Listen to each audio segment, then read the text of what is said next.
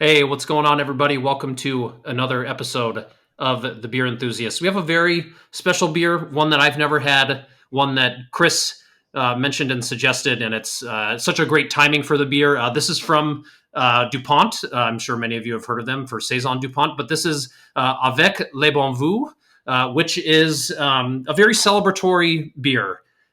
Chris, I can't remember off the top of my head what kind of the saying is that kind of goes with this beer or what it means. It's kind of just like happy something. It's like best wishes. Best So wishes. it's That's kind of it. yeah, it's tis the season. We're headed into the new year. It's kind of like a good omen for the new year. They wanted to Yeah, brew a beer that says best wishes in the new year. So yeah. And as you can hear, even just the pop of the cork just makes you think that there's something celebratory happening in this place. oh, I'm weak. My bottle cork skills. There we go. I'm going with the little Allagash tulip. Get my Belgian affinity and swirl on. Yeah, I've just got my most wide-mouthed Belgian tulip that I had. I figured this is when they usually when you're finding stuff that's got cork and cage, usually going to be in Belgian beer like this probably going to be pretty high volumes of CO2, and I'm sure y'all could hear the pop on that. But in terms of, let's kick things off as we usually do with recipe. Dupont, the only thing they kind of really mention in terms of recipe is that they use a phrase called raw hops, and they say that's where a lot of the character comes from the beer. Mm. Gonna guess that means it's possible that it's dry hopped. Not really sure what they Yeah, mean by maybe raw, it's a but translation error too. I don't yeah, know. that's possible. Yep, yeah, because there's when you go to their site, there's definitely options for what language you want the site to be in. So yeah, that's a good thing. I hadn't thought about that. But yeah, not a whole lot from them. It's a saison kind of base. But if anybody who's studied saison in any way, shape, or form, that is a extremely broad spectrum of ingredients and process and different types of adjuncts, different kinds of hops, timing of hop addition, hop intensity, malt intensity, color. But the really big one we wanted to talk about is that, unlike Saison Dupont, which I believe is 6.5% or I think somewhere so. around there, this Ave les Bouvants is kind of or Bon Vu comes in at 9.5%. So kind of boosting the ABV up a bit. And so we wanted to kind of talk about if you're in a brewing scenario and you kind of thinking, okay, I've got the 6.5% beer. I want to make a celebratory 9.5% beer that I'm going to put in a 750 milliliter bottle. Clearly, first thing they're trying to make sure you share this sucker. And then second, they're thinking, okay, how can we boost, the ABV for something like this? How can we make it, and go up 3 points in terms of ABV? So, Chris, what are some things that come to mind when we're thinking about increasing our ABV in our brew? Yeah, so you really need, I mean, the two main way, in general, you're talking about increasing the original gravity of the beer, and however you choose to achieve that is kind of your own prerogative for what you want for the beer to come out. And so it can be as complex as literally increasing the amount of malt that you use Right. so that you just get a higher original gravity. You're just drawing out, you have a lot more maltose and related sugars to work with from the beginning. But luckily, Brasserie Dupont, steeped in a variety of Belgian brewing traditions, and one that's not too far off is using some type of simple invert or candy sugar to do that a little bit more simply, right? You don't have to be as finicky and troublesome with the mash. If you're doing an all grain brew, you can use what is a relatively more simple sugar that's just like really easy food for the yeast. And they'll, especially if you're, fermenting at nice, comfy temperatures, they're just gonna eviscerate that candy sugar and start spitting out really pleasant higher alcohols. Of course, the alcohol itself to increase the ABV, and then the associated kind of like floral and kind of ethanol related aromatics and flavors too. And so really you're just thinking about increasing the original gravity, whether you do that by malt extract or an adjunct. It's up to you. It depends on what kind of beer you want to make. And we know from kind of the way people describe this beer and reading through some of the translations and everything, they really are, they've kind of made saison Dupont and upped the gravity with the strategy of like you're making a Belgian triple. So we'll Mm. see when we taste it if it's kind of comes across as more of a triple, more of a saison, kind of like a combination of both. Yeah. It's going to be Yeah. fun. I haven't had it in a long time. And they're probably using, kind of on the lower end of mash temperature, just to create Mm, super fermentable wort. If you are, because even if you are increasing, the malt that you're pushing into the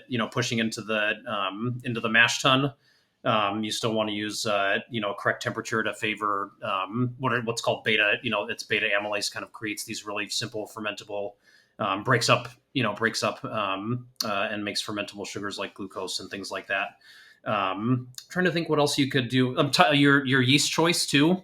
Like if you want yeah. something to ferment 100% and you've got a ton of that extract and you just don't want it to quit, like you can just ferment with something that's just going to eat all of it. Or even, even if it means it takes a lot of time to do something like that. But those are some really, those are just some kind of quick and simple ways to try and achieve something like that. But let's let's move into sensory. Then maybe we can, if we Yeah. want to touch back and maybe see if there's anything about the sensory that kind of points us towards something from a recipe standpoint. We can always do a little back and forth here. But obviously, this poured with like a like just a giant like meringue like head.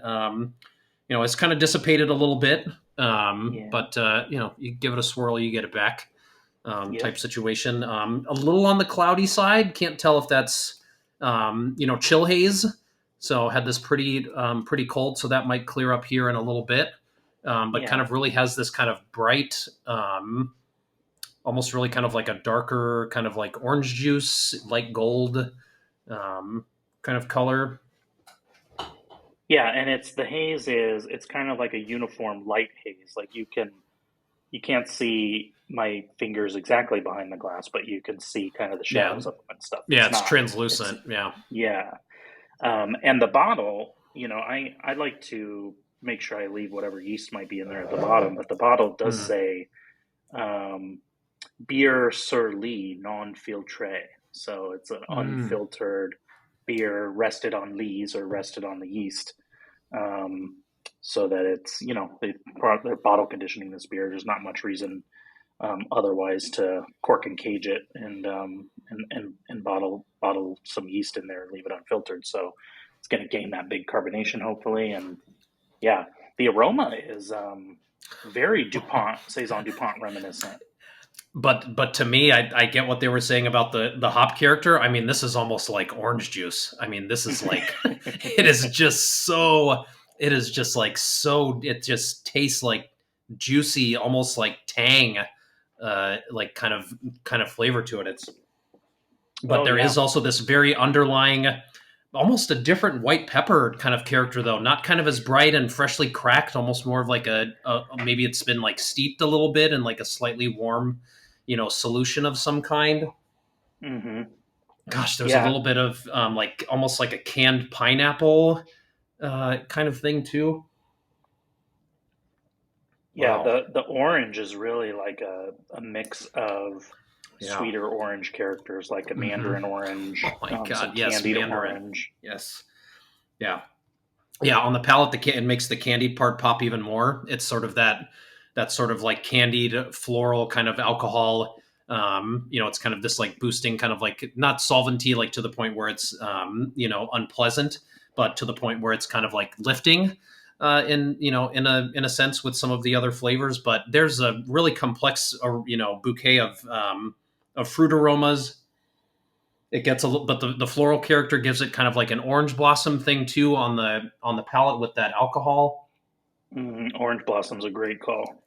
But but like like like very minimal alcohol warmth. Like this is not okay. Like this should be Yeah, like wow.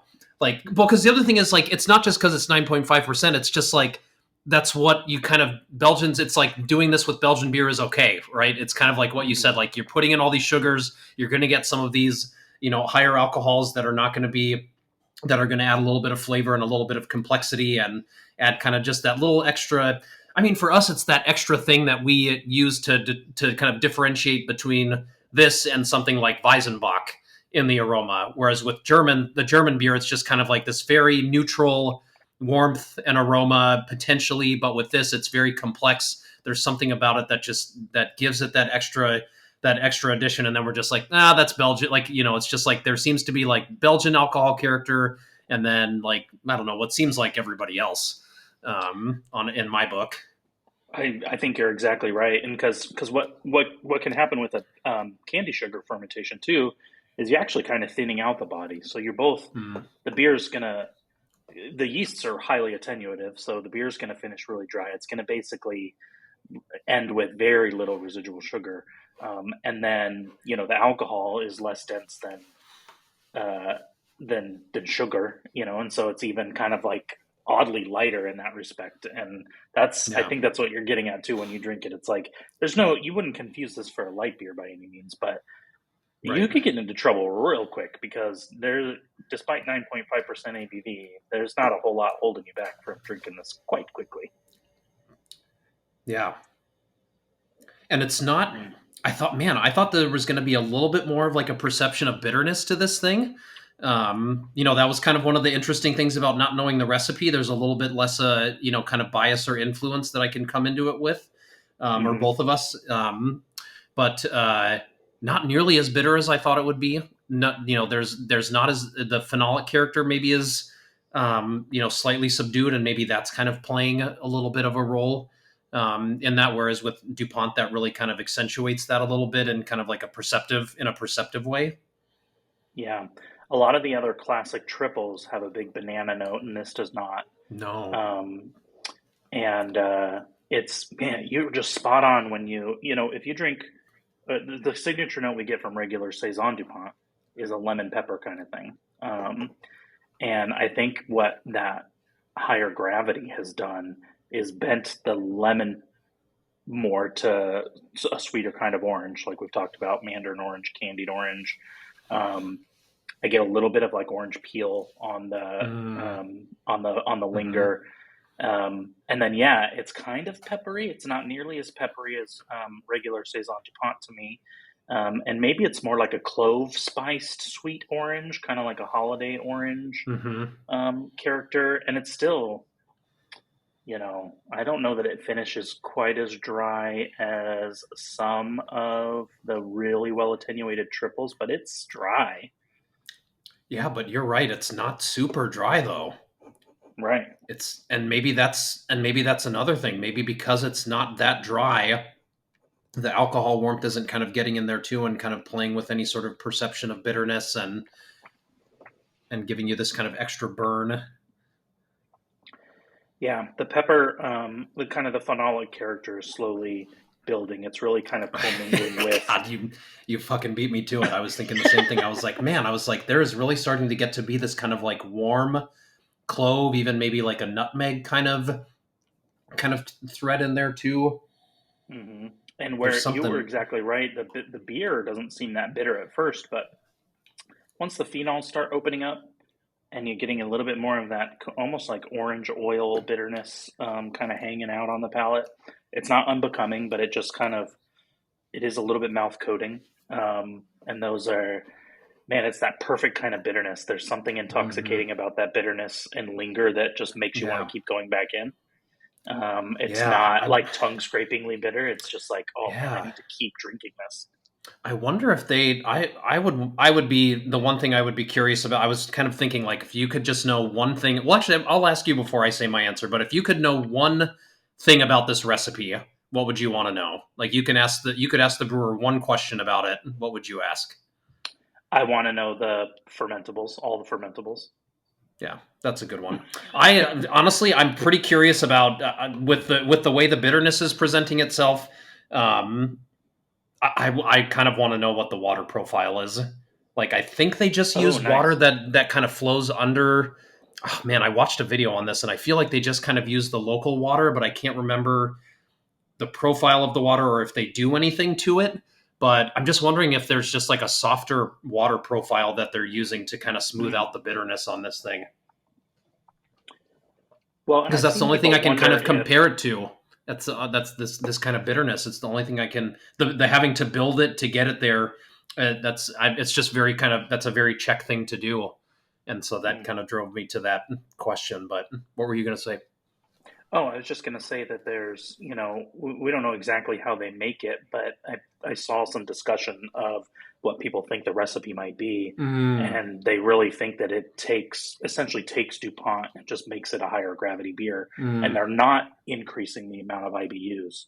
So, because Oh, I see. Saison Yep. Dupont by itself is, much lighter in alcohol, so you don't have the alcohol kind of balancing some of that bitterness. So I would say the perceived bitterness on Saison Dupont, especially a fresh version, is quite high. Yeah.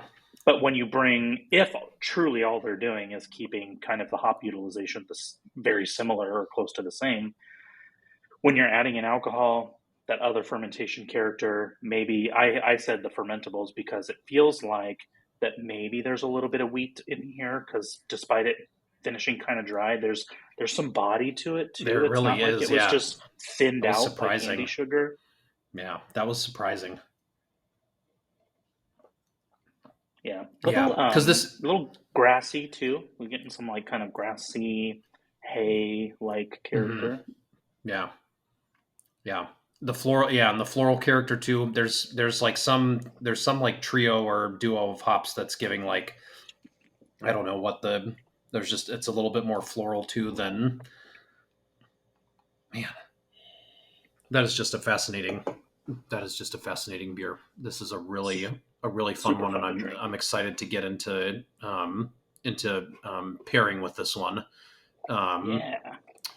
uh, I wish I would have brought a cheese with this. I forgot to bring a cheese, Hmm. but that's maybe something for another day. But I'll start with savory.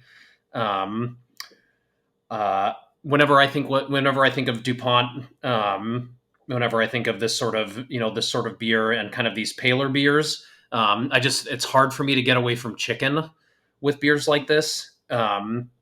When I was doing um, middle of the one of the master cicerones, she has a mastering beer and food course that all of you should take. It's quite enlightening, and one of the exercises you do is you really start with a pick a beer that you know really well, and then you just start working through one single pairing, and it's kind of your capstone project to you have to present it to her, you have to explain how you got there. There's a whole process to it. You're emailing her back and forth about how to make this work better or what's working and what's not working, and she helps and guides you masterfully. But I just found that pale malt character and the type of mired character that you get from a chicken breast or from chicken is very similar. It's because it's Yeah. not the mired character you get from steak. It's not because that's one thing that I remember when I was first kind of learned when Cicerone is kind of getting you to higher levels. They really start pushing you towards learning about things like caramelization and the Maillard reaction. And I just remember the first time someone said the reason that that fried chicken and waffles go so well together is because it's two separate complexities of the Maillard reaction. Mm. One is the sugar rich part of it, which is the waffle, and the other one is the protein rich part of the Maillard reaction, which is the chicken and the breading. And it's Yeah. just like, whoa, like, okay, hold on, and so you're like, wait a minute. And that was what I felt, and my beer that I did was Enegren Skonertag, which is their Weiss beer, and I just kept coming back to how well the malt character pairs with just because if you just look at the browning that you get on a chicken, it just looks like I remember one time I looked at it, I'm like, that just looks like that would be like what Pilsner malt looks like coming out of the kiln, Yeah. and I would have just never thought that those two things would have been the same, would have just been a match. But so that was really hard for me. It was really hard for me to get away from chicken with these kinds of beers. It always is. But then having some sort of like nutty kind of cheese, just something really, nothing too wild. It could be a baby Swiss, it could be Emmentaler. And then just going with pasta and with pesto on it. I Ooh, think yum. pesto. I think just that pesto character. You're just adding in more of these. We're talking about white pepper. We're talking about a lot of these fruit forward characters. A lot of this complex spice character, and so bringing in things that are in pesto like basil. A little just a little touch of just a little touch of garlic, a little oil. I think that's going to make for a great sort of, pesto just makes for a great, it just kind of acts as an emulsification on its own. That's why you can just throw it in pasta. It's got oil. And so just the starchiness of the pasta is just going to help it adhere and kind of become its own emulsification, which I also found is just kind of the way you want to go with these. I also thought this was going to be a lot drier than it actually is. Because I think you might be onto something. I think they might have, it might be Dupont at super strength, but with just a little touch of something else to make it a little bit more approachable. Because everything else feels like it's dialed in, and that could have just been something that could have just been the cherry on top that made this beer what it is. Yeah. So that's what I ended up with. Kind of ended up there. Yeah. I like two quick things about that. One is that herbs and spices share a lot of kind of like oily compounds that hops have as well. And so if you're just Mm, like eating basil, it doesn't seem that citrusy to you, but there really are some um, essentially citrusy oils in there that are kind absolutely. of orangey, kind of lemony, kind of grapefruity. And so that, I mean, that's going to be really nice with the hop character of this beer, which we're getting this really dense kind of orange oil thing.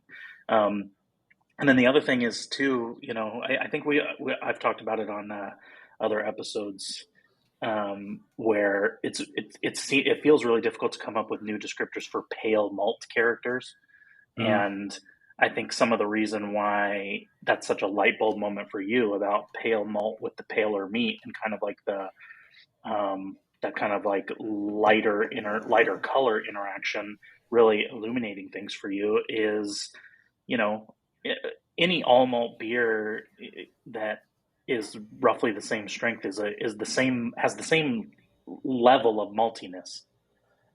And our little program did some little congratulations thing. I wonder if that'll come through, but I hope it so. gave us best wishes, just like the beer. That's great. Yeah.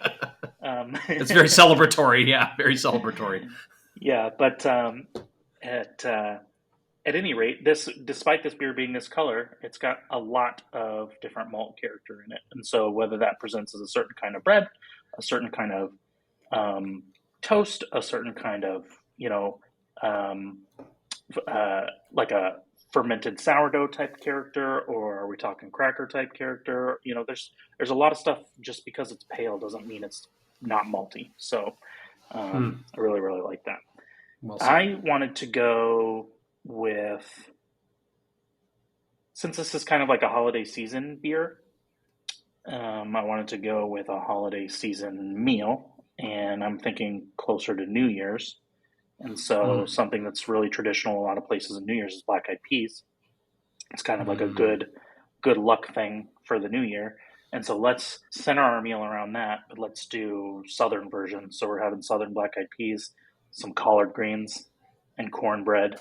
And I think you just kind of have this nice, fatty, dense plate. The black eyed peas have this like light earthy character to them that Hmm. I think is going to be a really neat contrast to some of the fruit character, but then also maybe draw out some of that noble spiciness a little bit more too, if that is there.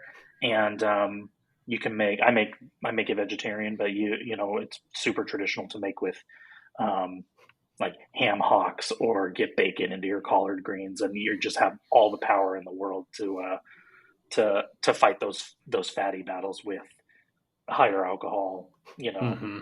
phenolic character. So that's gonna be really nice. But you can make it quite rich with just a really brothy black eyed pea, and then a good stewed kind of umami forward collard green plate, and then the cornbread I always think of as, it obviously has a ton of natural sweetness to it. And you even get a little bit of a pat of butter on there, but this is almost like sprinkling that white or black pepper on it as well, or getting just like little bits of lemon or orange peel in your cornbread. And so that's kind of like a little trio on the plate. But you got a little bit of sweetness matching with this beer that is, like we're saying, is doesn't feel as dry as your typical like fully attenuated saison or triple. Um, and then you've got some earthiness with the hop character, and then you've got that really rich umami character of like a stewed collard green. I think that's going to be fun to go around the plate with this beer. And I think you just make sure to make it rich because this is a rich beer too. Mm-hmm. Yeah. No, I think that's got a lot. That's definitely got a lot going on. For dessert, um, I had a couple of things that I was really kind of trying to incorporate. My family's Christmas dinner had these spiced apple rings. So it was kind of they they almost looked it was and this is I'm talking like the flesh of the apple, not the because I'm talking about color, not the skin, but the apple rings were red, and so it was just I don't know what they were sort of submerged in, or sort of essentially marinated in, but lots of things like cinnamon, like nutmeg. Did not really expect that to be something that would we would kind of start to get some whispers of in this.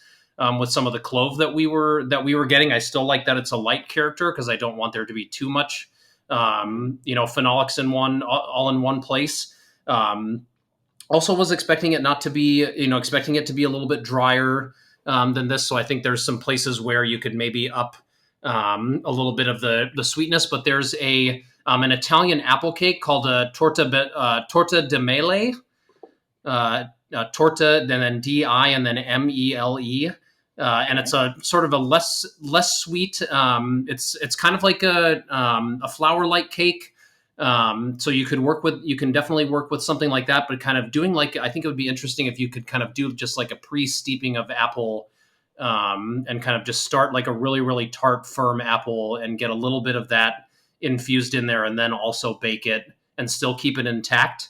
But then the other thing I thought too would just be to do something that's a little bit quicker with the apple ring, which would be doing kind of like a spiced apple ring, but then just making a beignet kind of batter, and then just doing a quick fry.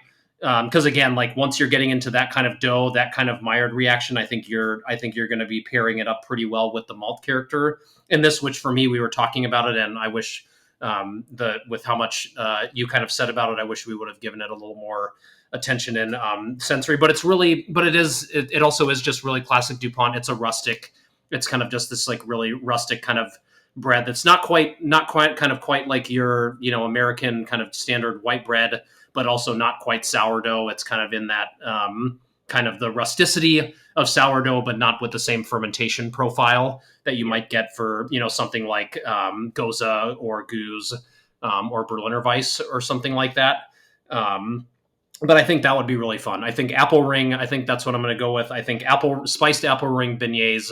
And I think with the little bit of body that this has, and with the lower perceived bitterness, you don't worry about the massive amounts of powdered sugar that come with that come in the beignet territory. So feel free, go nuts and just have a bag full of powdered sugar and shake those suckers up, and I think you can definitely enjoy this, and it's going to create this really nice extra.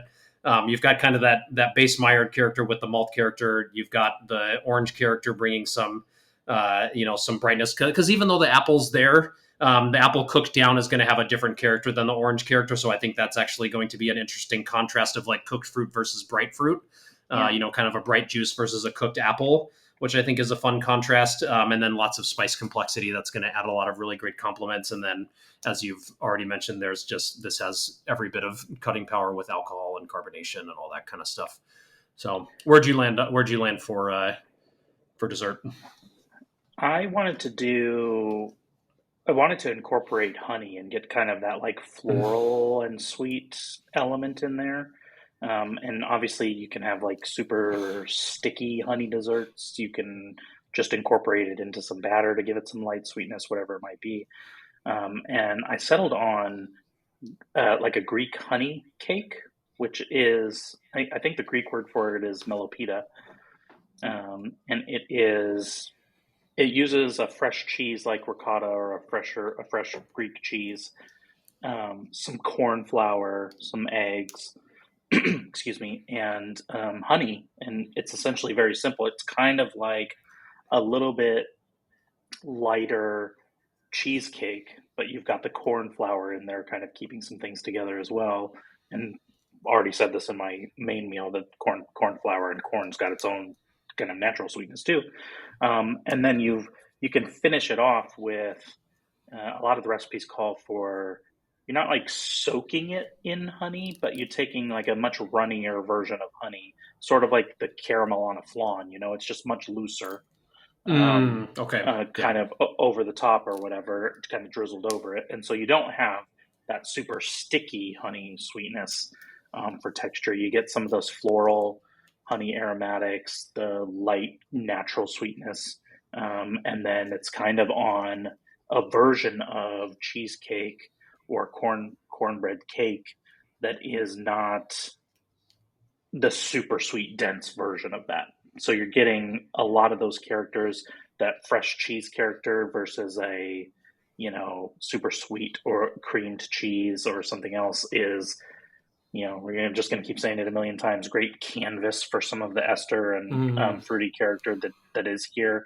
And I mean, what a lot of honeys, like if you're doing using an orange blossom honey or spicing up a honey, like the spiced honey sticks, you can kind of get all those comparative elements in one dish, hopefully. So it's sort of like my goal would be to have a little bit of like a clove spiced honey corn cake is kind of where we're at with it.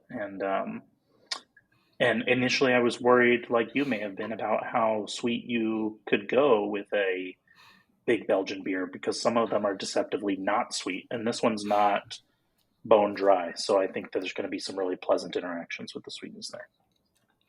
And I think what you were saying earlier about different herbs kind of being on this kind of spectrum of, you've got your kind of marjoram that's like got this really prominent citrusy character, and then your other ones maybe like parsley that are just a little bit more kind of on the dull side of that spectrum. Honey is exactly the same way.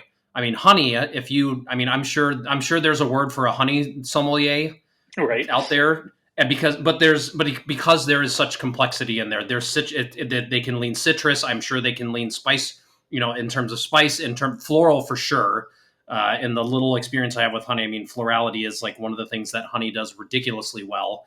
And so again, you're bringing in this really sort of range of complexity with just one ingredient that is going to interact on lots of different levels, either literally being a really good kind of complement with like a one-to-one, or interacting with another fruit character, giving it kind of this more of an impression of orange blossom, or just adding to any sort of fruit character that's in there. Fruit and floral just go well together. Hops have taught us that, if anything. And so I think just working from the idea of just working with this beer, just from working from honey, I think is just, you're likely going to, as long as you don't do anything out of control, you're going to end up somewhere really good. So I really just like that. It's like, let's just find a really freaking good honey that we really like and that feel like has some good synergy with this. And then we can build, as you said, the rest of the canvas can be built from there to do what we need to do. But let's start with honey. I love that idea. So after we finish with the Cicerone program, we're going to do honey sommelier. Is that what you're telling me? Yep. Because we need something else to be addicted to. I don't know about that. That's right. Yep. Yep. That's right. Yep. Oh man, I'll look up what that's called. We'll put it in the description of the video, maybe. See if there's actually. But if there's one thing I want anybody to take away from this, we are recording this on the 27th of December. I am going to do everything in my power to get this up tomorrow on December 28th, Thursday. You have 2 to 3 days to find this beer. This is your champagne. Do not buy champagne. Buy this beer. This thing is incredible. This is so freaking good. I'd rather have this than right now. I know there's the saying, the best beer is the beer that's in front of you. But right now, this is ahead of normal saison Dupont, like standard saison Dupont for me. I would rather have this particular beer. And the other thing too, just don't be afraid to, if it's just from a brewery that you like, especially maybe a Belgian brewery, don't be afraid of if it's just got a weird label with a bunch of, just trust Dupont. It's Yeah, just, if just Dupont is the new Gordon's Fisherman, just trust them that you will. just lean into that DuPont. Just trust DuPont. Trust Dupont. Oh, It's a trust fall. that's what They're gonna catch let's you. leave it. Let's leave it at that. Do a trust fall right into the arms of Dupont. Everybody, like the video, subscribe to the channel, and have a great and especially a safe celebration of the new year coming in. And best wishes to all of you. Best wishes. Happy New Year.